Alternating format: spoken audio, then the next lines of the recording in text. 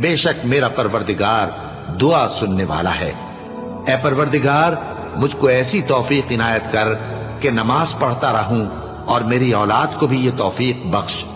ए परवरदिगार, मेरी दुआ कबूल फरमा।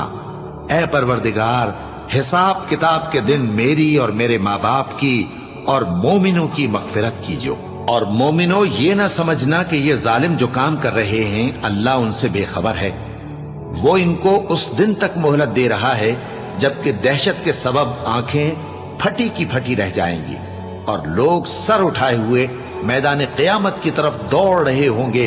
उनकी निगाहें खुद अपनी तरफ लौट न सकेंगी और उनके दिल मारे खौफ के हवा हो रहे होंगे। और लोगों को उस दिन से आगाह कर दो जब उन पर अजाब आ जाएगा।